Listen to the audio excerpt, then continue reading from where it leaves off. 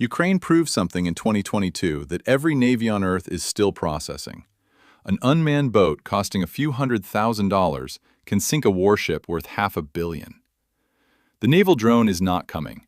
It is already here, already sinking ships, already forcing the world's most powerful fleets to redraw their doctrine from scratch. Today, Iron Protocol covers every naval drone in development and active use right now. All 20 systems, fully explained. We start with unmanned surface vessels configured for attack. The Ukrainian Sea Baby is the weapon that changed the calculation. It carries several hundred kilograms of explosives, travels at 80 kilometers per hour, and is guided by a live video feed exactly like an FPV drone. It has struck multiple Russian Black Sea Fleet vessels and damaged the Kerch Bridge twice, forcing Russia to withdraw its entire fleet from Sevastopol. A single Sea Baby costs roughly $250,000. The warships it targets cost $400 million. Then, the Magura V5. Ukraine's more advanced attack USV is larger than the Sea Baby, with a longer operational range and a modular payload bay accepting different warhead configurations.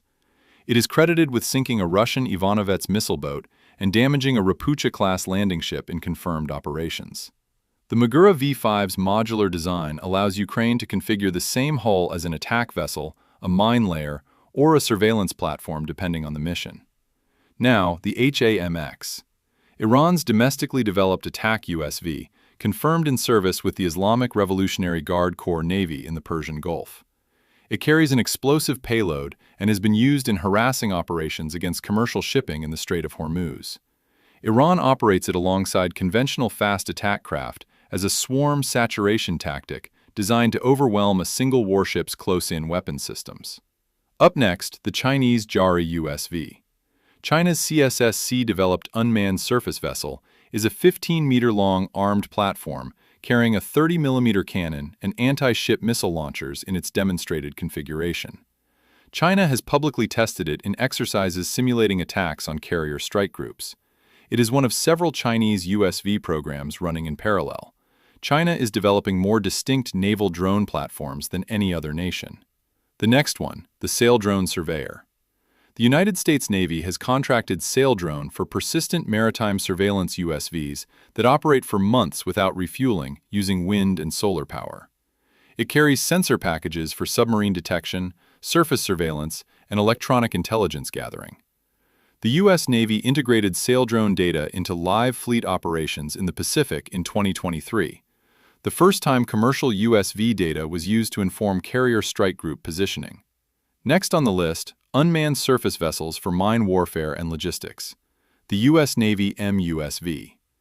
America's Medium Unmanned Surface Vehicle program, developed by L3 Harris, is a 60-meter autonomous vessel designed for sustained operations across multiple mission modules, mine countermeasures, anti-submarine warfare, or electronic warfare, on the same hull. It has a range of over 4,000 nautical miles and can operate for months without a crew.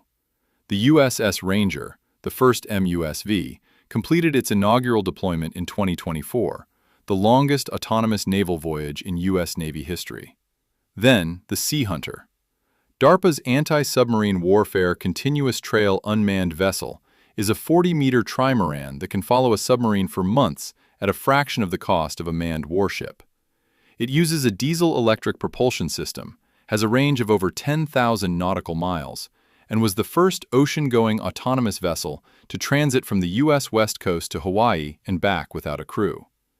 The U.S. Navy transferred it from DARPA to operational evaluation in 2022. Now, the Textron CUSV. The Common Unmanned Surface Vehicle is a 7-meter rigid inflatable boat variant designed for mine neutralization, finding and destroying naval mines without risking a human crew. It has been operated by the U.S. Navy's Mine Countermeasures Forces since 2017 and deployed to the Persian Gulf. Its small size and acoustic signature make it significantly harder for a mine's influence fuse to detect than a manned vessel. Continuing with unmanned underwater vehicles, the least visible and most strategically significant category. The Boeing Orca XL UUV. America's extra-large unmanned undersea vehicle is a 26-meter autonomous submarine capable of carrying payloads including torpedo tubes, mine dispensers, or electronic warfare systems on 6,500 nautical mile missions without a crew. The U.S. Navy has ordered 5 Orcas with deliveries ongoing through 2025. It is the first unmanned submarine large enough to be considered a genuine replacement for manned attack submarine missions in contested environments. The next one, the Anduril Ghost Shark.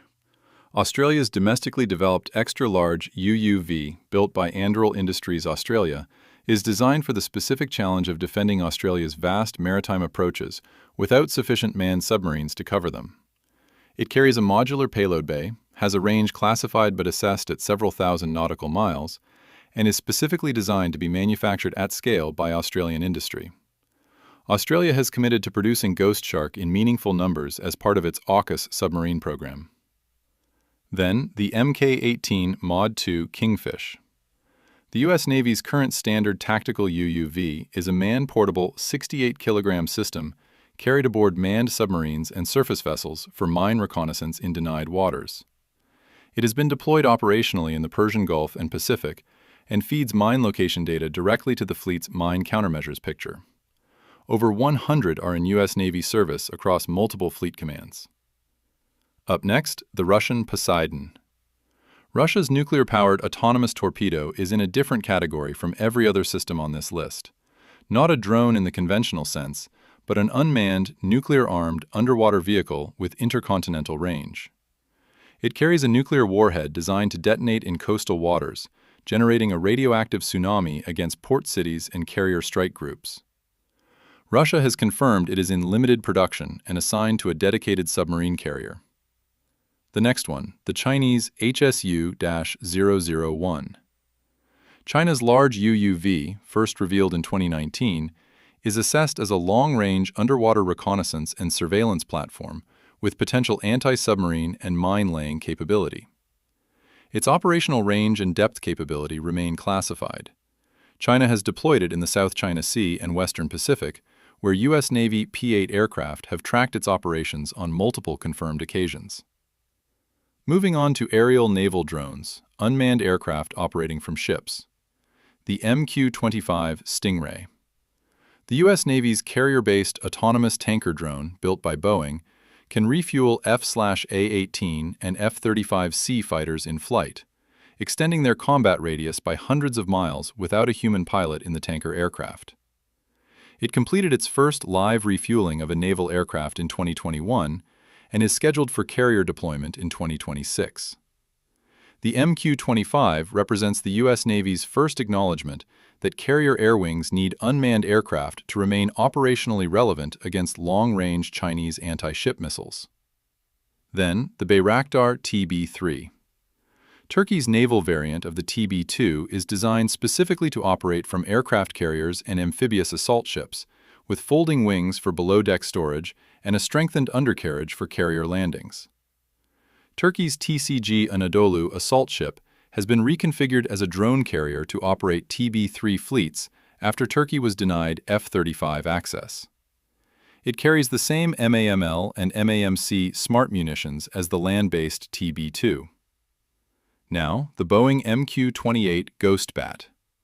Australia's loyal wingman drone, developed under a Boeing Australia and RAAF program, is a jet-powered autonomous combat aircraft designed to fly alongside manned F/A-18 and F-35 fighters, extending their sensor range and absorbing air defense attention.